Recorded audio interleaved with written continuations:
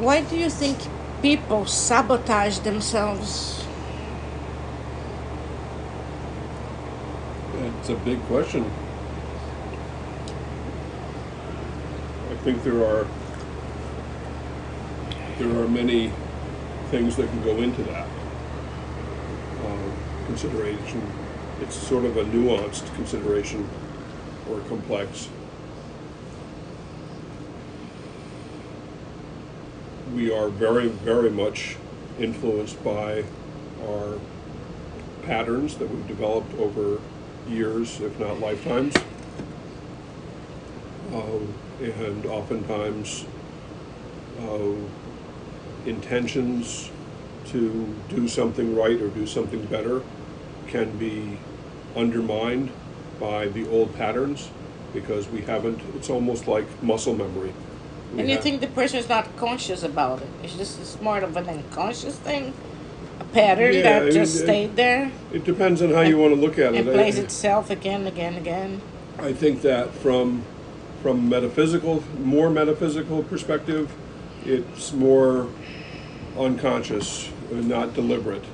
From a more possibly Freudian perspective, it's there are the subconscious can come into play, where for a variety of reasons someone may have a need or desire, even though it may be a misguided or not fully substantiated need, to stay in the old pattern, and therefore sabotaging themselves from evolving further. But with all that said, from the more metaphysical point of view, again, everything and everyone is evolving all the time, and it may take many, many, many times here, and many, many, many years here, to uh, flow down the river to the ocean, and that would be the allegorical approach or allegorical consideration of getting to your goals. Um, but we have fears. We have That's what I was going to bring up. Right. Is this the product of fear? Yeah, and fear comes down to. I mean, it's an extremely, on one hand, a very simplistic understanding, but it goes deeper as well. Fear is always connected to, if not caused by, a lack of knowledge. We are afraid of what we don't know, and so that can be on the surface level of, we don't want to go into a dark place, literally or figuratively, because we don't know what's behind that door. But also fear from, again, a more metaphysical consideration is the lack of experience of wholeness. Wholeness negates fear, just like light dispels darkness. And so the more light we have, the less darkness exists in ourselves, and therefore less fear.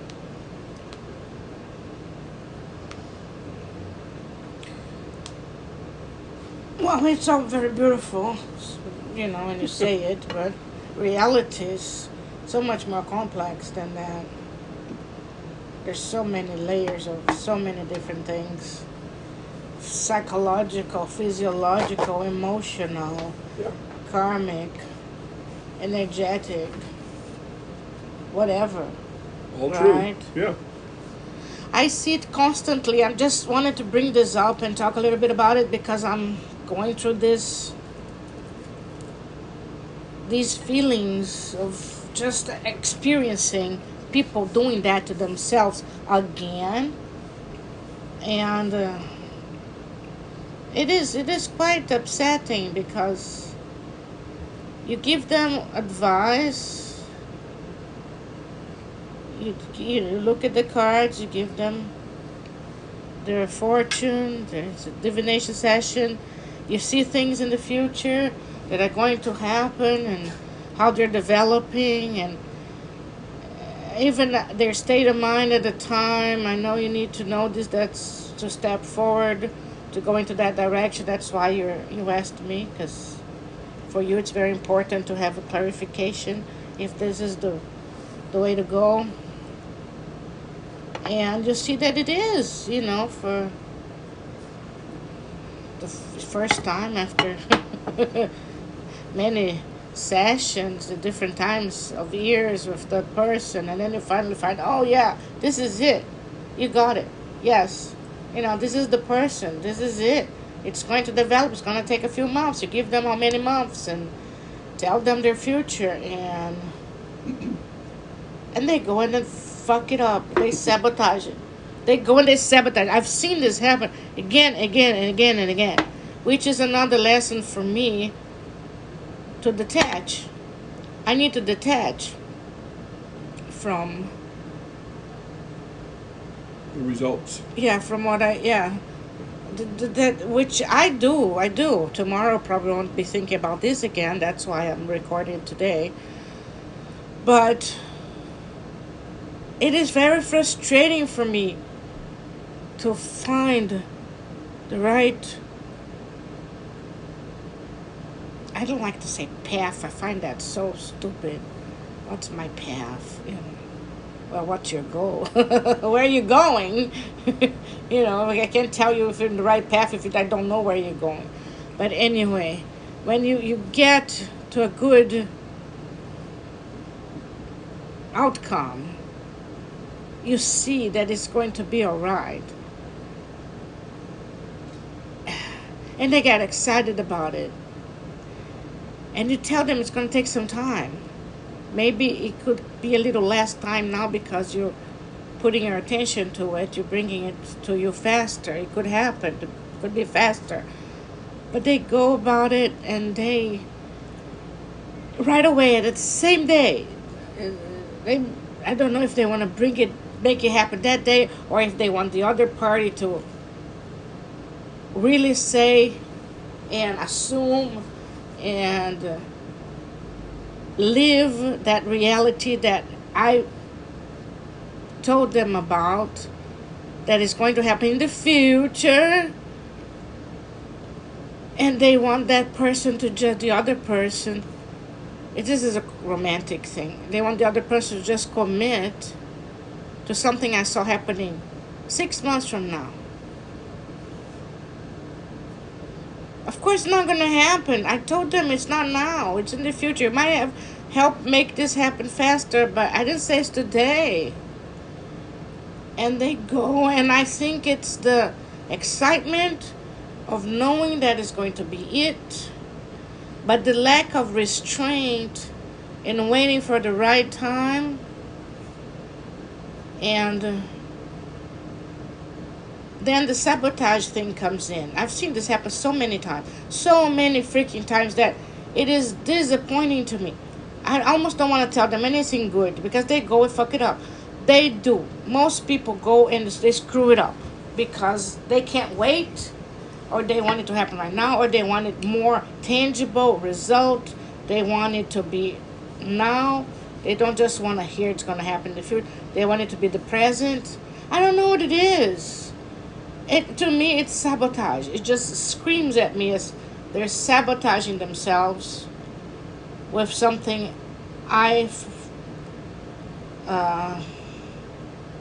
foresaw for them for the future. And they go and then screw that over right there at that moment. And it's very disappointing for me.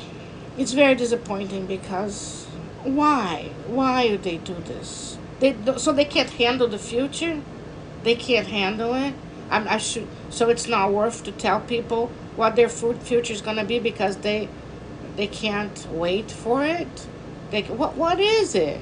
Well, what you're alluding to here is a consideration of the dynamics of impatience versus the dynamics of what is sometimes referred to restlessness on the path. And restlessness on the path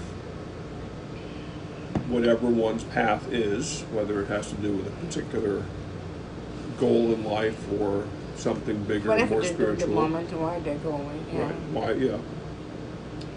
Restlessness on the path can come from just the drive to be better, do better, and wanting it to happen as quickly but as naturally as possible.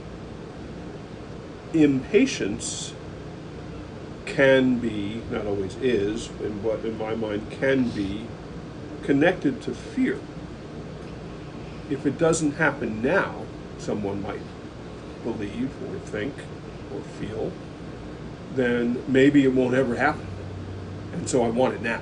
Or they want the realness of it to be felt in the real world right now instead of just a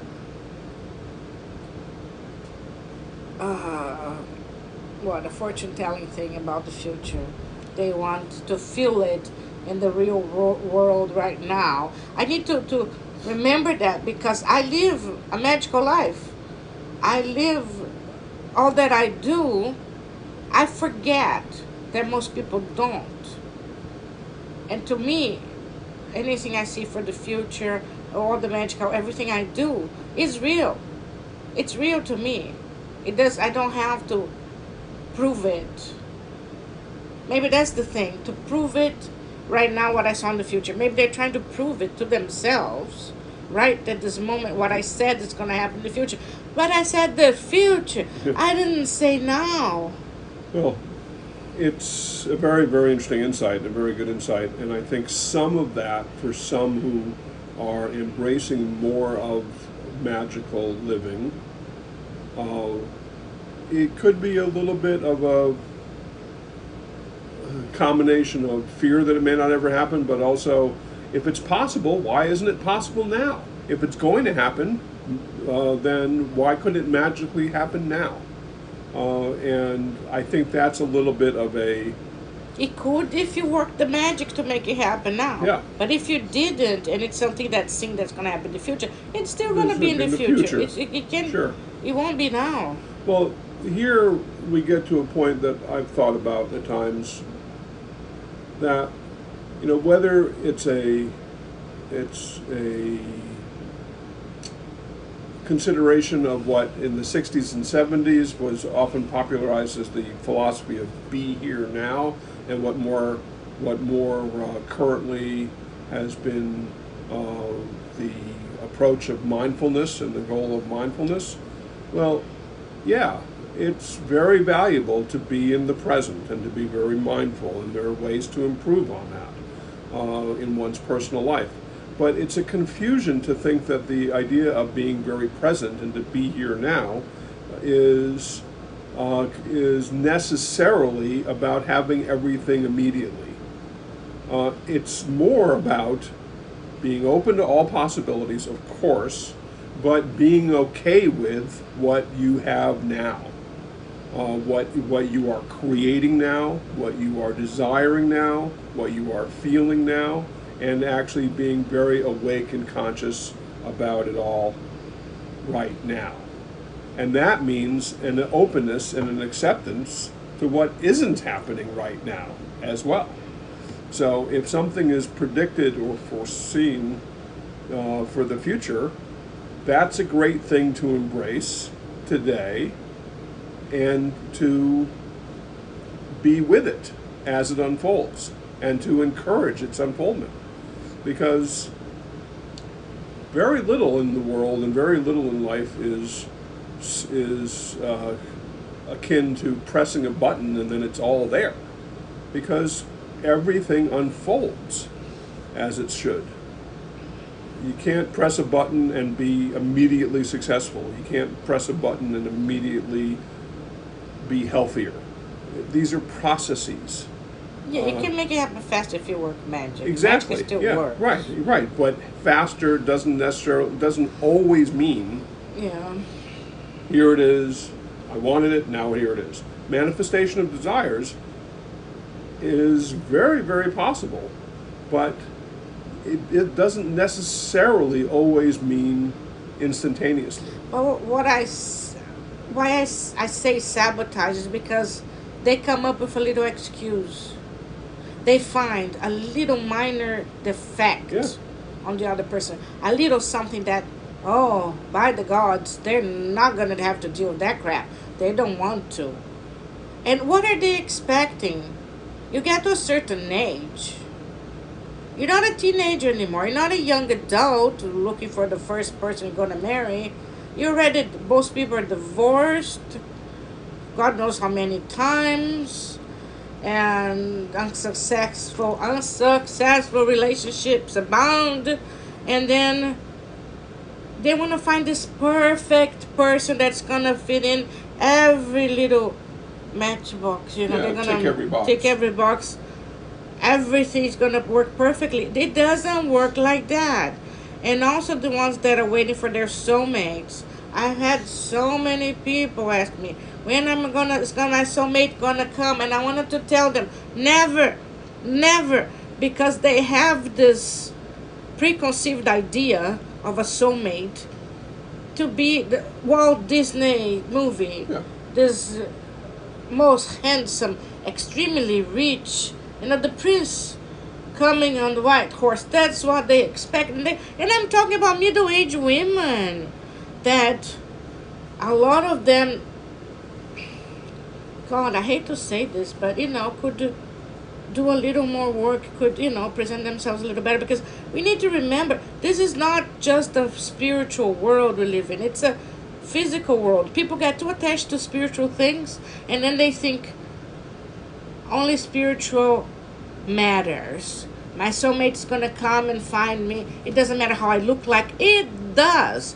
We are a combination of, flesh and blood and bones and spirit. We're not just one. We're all of that together. So we have to make ourselves better in no way we can, not just spiritually, mentally, intellectually, but physically. It's a big thing. Have you seen the competition? I want to tell them, have you seen the competition?